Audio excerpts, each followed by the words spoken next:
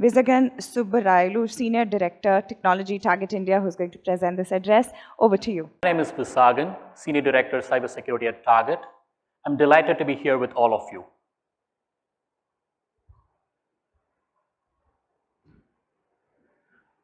Target is a US-based discount retailer with more than 2,000 stores across the United States. 75% of the US population lives within a 10-mile radius of a Target store. Target in India is a second headquarters for Target, supporting work in areas like tech, data science, marketing, merchandising, supply chain, and much more. We also have a growing cybersecurity team that works with our US counterparts to help fight threats against our team members, our guests, and that's how we call our customers, partners, and vendors.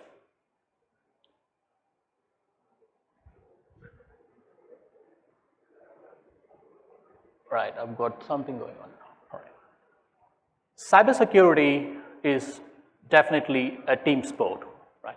We all live in a technology world today where every walk of our life, retailing, banking, healthcare, is driven by technology. One cybersecurity threat is what it takes for an organization to slow down or stall their services. So it's imperative that we understand that cybersecurity cannot be the responsibility of just one team in an organization, but by each and every one in the organization.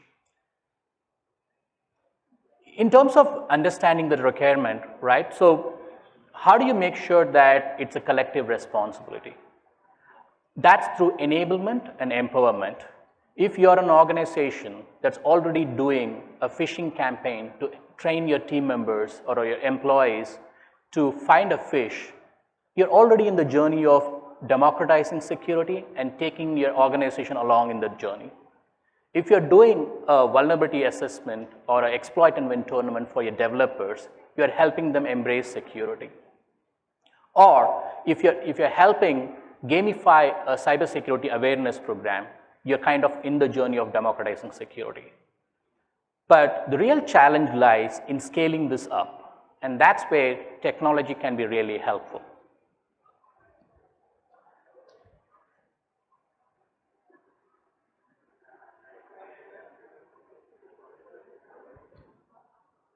Right?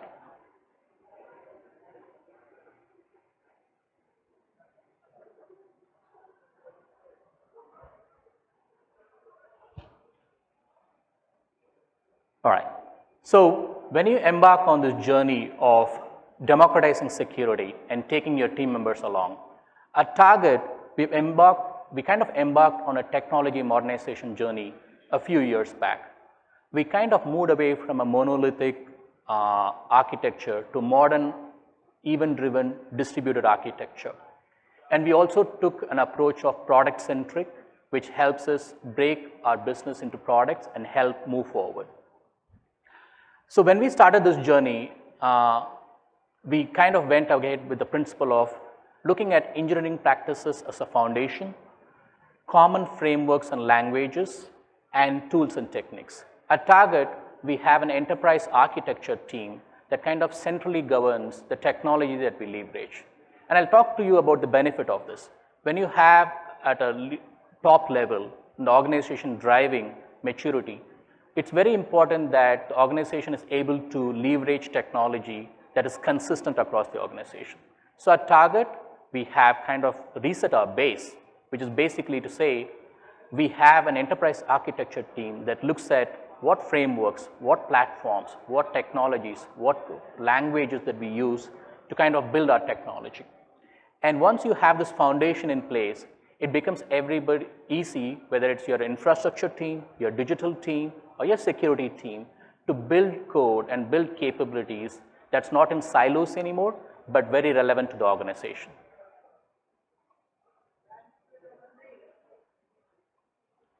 Once you have the enterprise architecture in place, which is focused on modernizing and democratizing security, the next step in the journey for us at Target is to be able to help our organization embrace it, right? While a lot of organizations go through digital transformation, it's very, very important to be able to help your organization embrace that opportunity. At Target, we focus heavily on making sure that we train, mentor, and guide our team members, and also provide coaching to embrace these technologies. Once you're able to do that, the pace at which the organization is able to modernize and deliver offerings is phenomenal. So when I spoke about enterprise architecture as the foundational element, and then the next step of the journey is about building that culture of learning and helping teams embrace those opportunities, then the next logical step for us is to look at how do we modernize our tech. At Target, we moved away, as I mentioned, from a monolithic approach to a more microservices approach. We started leveraging the API economy, which means that we are able to decompose our applications into smaller modules, and everybody interacts with everybody else as a team or a portfolio through APIs. And very importantly, we also took an approach of what we call as platform tenant architecture. The way you can imagine this is, from a security standpoint, is you've got the identity probably as your core data, and then you have aggregation on top of it, which kind of aggregates identity data. And the tenants could be your compliance team, it could be an internal audit team, or it could be another engineering team. When you're able to decompose your capabilities into this model, you're able to very quickly move ahead in a faster pace to help teams solve their challenges. So I want to spend some time to kind of talk about how democratizing security, embracing modern engineering practices, leveraging the most common tech stacks that is consistent across our organization, helped us build some capabilities that help move the needle in terms of our ability to defend Target. What you see on the screen is our in-house solution that we build called Product Intelligence. The idea here is very simple. If you're a security team, you're invariably having at least 15 different ways of engaging with your developers, with your infrastructure partners, or with your business as well.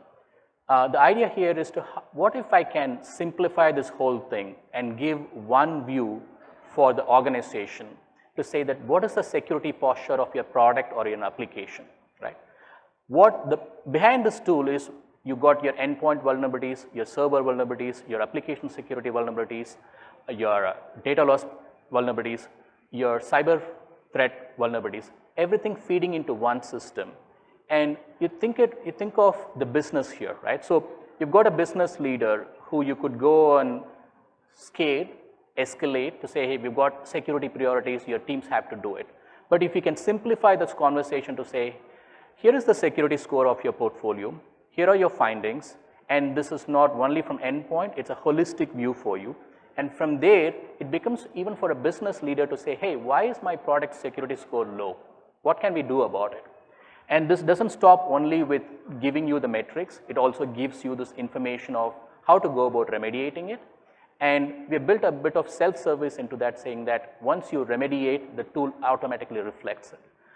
This is a good example of how, when you democratize security and embrace technology, you're able to help your developers, your business leaders to have a simplistic approach and a seamless approach to solving security problems.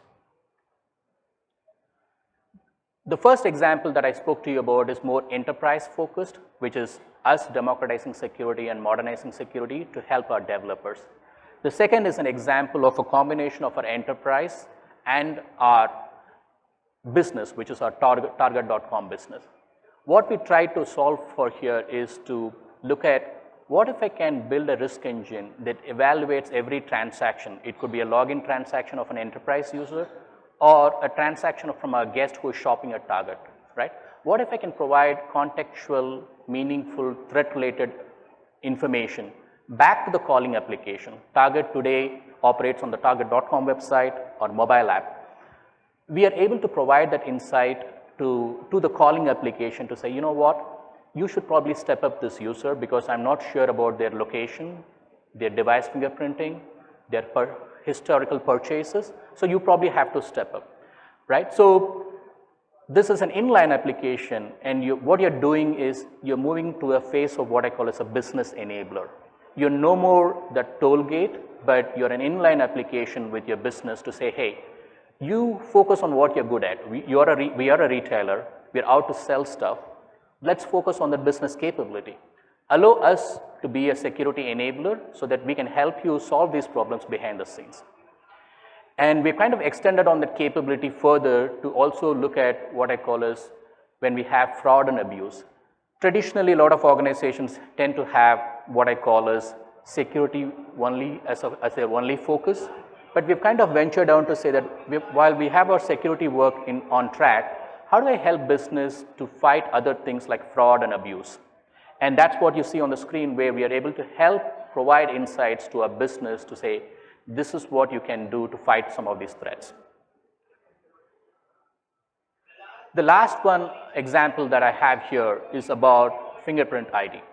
So I spoke about product intelligence, which is focused for developers. I spoke about a risk engine that's focused on our guest. Fingerprint ID is a solution that we built on a technology called FIDO, Fast Identity Online, which helps leverage the native biometric capabilities on your devices to be able to give a seamless login experience to our enterprise and partner users.